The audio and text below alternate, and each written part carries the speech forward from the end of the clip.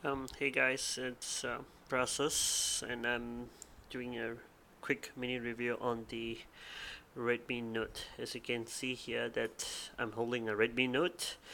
I'm trying to do this review without cutting or whatever, so you guys out there are going to see raw as it is. I know it's going to be boring, but it's my first take. So if you notice that the Xiaomi Note looks um, pretty stable, I would say, in sense that it feels solid. I mean, it feels as solid as an iPhone that I have over here. So if you take a look at comparison of size, the Redmi Note certainly looks bigger uh, compared to the iPhone 5.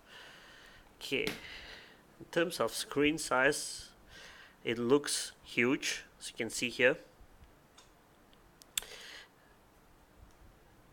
So basically, if you take a look at the MIUI, you'll see that it is similar to the way how iPhone works in terms of interface. Let me open up my iPhone. Okay, as you can see here that there is some resemblance of how the iPhone looks and feel. Now, the nice thing that I really like about this phone is that the front camera, it is 5 megapixel. Oops, not that. So you can see that it is 5 megapixel, which is, oh yeah, if you're wondering, I shaved, so I look kind of different. The nice thing about the thing is that the 5 megapixel front camera looks great. I mean, it's good for all the selfie lovers and things like that. But what truly I like about this Redmi Note, shucks, is this is the built-in security app. So, I mean, if you use MIUI or if you've bought any Xiaomi products, you'll notice that they've encompassed a security which is one-stop stuff. Okay, you can clean, monitor your data usage. You can even have your own block list, like hey, blocked by who, call logs, sorry, who to block, how to block. You can even have keyword filter, like you get spam SMSs from like this thing, hey please buy, things like that. You can actually put this up and you'll automatically block this annoying SMSs, which is great. But the most important thing which I really like is the permission. I mean, starting from Android KitKat onwards, I'm sure you guys can see, is that you have the permission control, whereby every app will ask you, hey, I like to use your phone. I like to use the SMS service. But the nice thing about here is that you can actually manage the permission for apps. You can like deny apps from loading.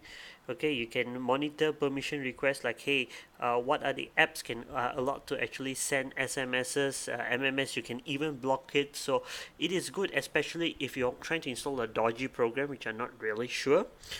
This actually does it.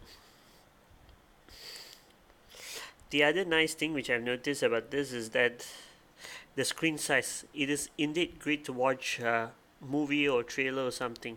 So, okay, play this.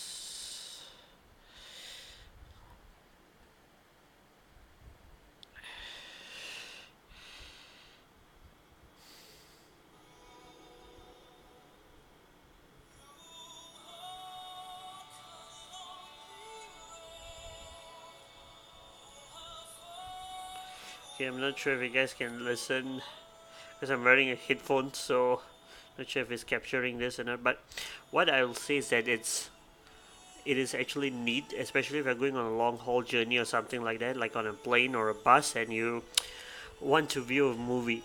This is actually neat. I mean, if I given a chance, compared let's say to my iPhone, I'd rather watch movies here instead of watching my iPhone, which just has a smaller screen. Okay, let's see next. And the nice thing about the MIUI is you have themes. Okay, basically with one touch, you can able to customize the look and feel of the system, right from the way how the icons look, the way how the menu bar appear. Everything is one touch with it. And The nice thing about the MIUI is that I'll put it this way, simply says that you get the best of Android and at the same time the ease of use of an iPhone. If you notice, their file manager is like, I like the way how it's simplified. You know how much music you have, videos, images, your current storage. But what I truly like is that you have an FTP functionality which says that, hey, start the FTP server so you can easily move files from a PC to a PC without even a USB cable. I mean, FTP clients are supported by many platforms. That just makes it easier if you want to install a new ringtone or a new theme or a new APK or something like that. It does great. But having said that, uh, one of the downside of this is that despite it is having a 8 core processor, let me see, open up Antutu benchmark. Despite having an 8 core processor, if you notice that it's, oh hi Elizabeth, if you notice that there is 8 core, but it's sort of like does not really do well. I mean, it is much more better than let's say a phone that you plan to get for 500 ringgit out there in the market, but you will not expect it to be good as a Mi 3 or even a Redmi 1S. So let's see. I mean, that's about it in terms of screen size. Yes, it's great.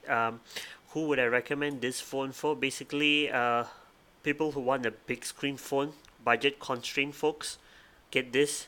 Reason being is that you're given an 8 core processor, 2 gigs of RAM, which I think is ample. Let me just show it to you.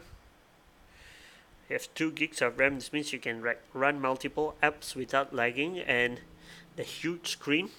It's great, but this is not for people who are looking for like to replace their Note because, oh sorry, their Galaxy Note, because it doesn't have a stylus. So at first I thought, hey, this particular unit has a stylus or something like that, so it's like you can take it out, jot it, and it's great for meetings or even for students. But it's great for actually for people who are, like I said, budget conscious, looking for a phone 500 ringgit, want to have the ease of use of the iPhone, and at the same time want the flexibility of the Android as well.